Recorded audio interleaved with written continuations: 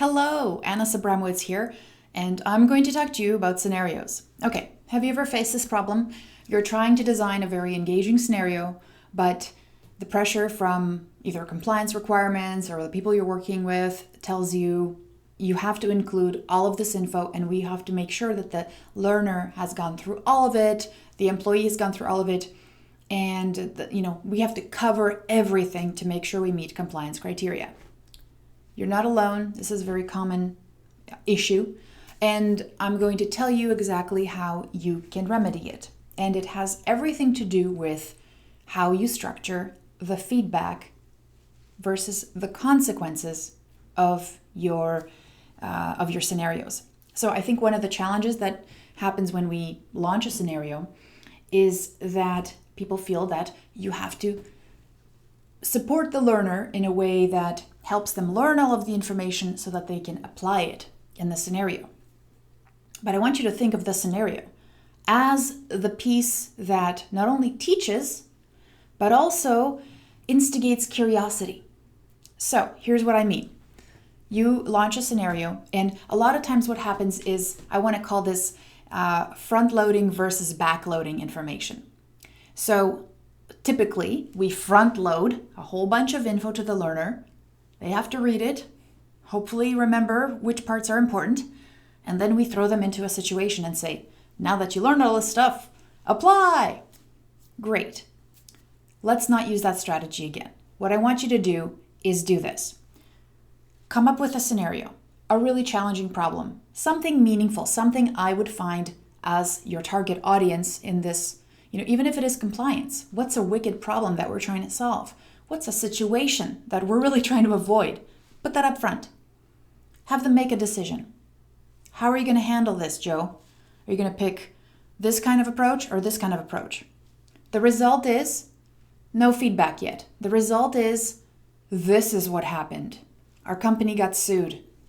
Somebody wrote an article, and now we're losing customers because we treated this person the wrong way, or we didn't make the right decision here. Then, if I'm the learner and I make a decision, there's two things I'm thinking about. Am I right? I think I'm right. I think I'm right. Of course, I know all this stuff. I've done it before. Or two, I'm not sure. I wonder, what kind of issue will arise from this consequence.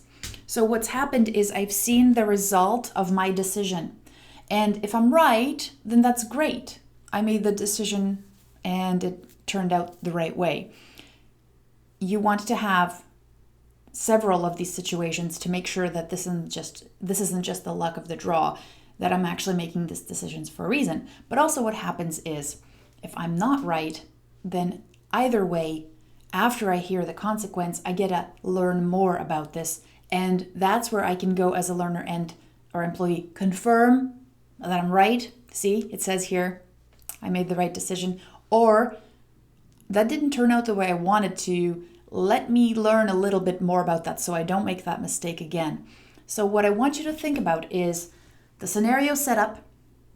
Here's a challenging situation. How would you handle it? Here's what happened as a result of your choices. I'm not making judgments, good or bad. I'm just saying here's what happened. Let the learner, let the employee decide, is that a good outcome? Would I want that to happen? And then you give them the info. You give them all the supporting information, because now they're like, oh, this is a situation that's credible. Oh, okay, now I'm going to go into this vast resource and say, oh, okay, now I know how this info is used in the context of this situation. I get it. I remember that. I remember that story. That's how you use the consequences to incite curiosity and to help learners place all that info you're trying to share with them in context. So let me know if that was helpful. Let me know what other scenario design challenges you have so that I can answer your questions. And when you get a chance, check out the links below. There's a subscribe button so you can subscribe to my newsletter. It's all about scenarios and other cool stuff. And I'll talk to you next time. Take care. Bye. Hey friend, did you find that video useful? If you did, click that subscribe button and visit my site for more instructional design goodies, resources, and training. And I hope to see you next time.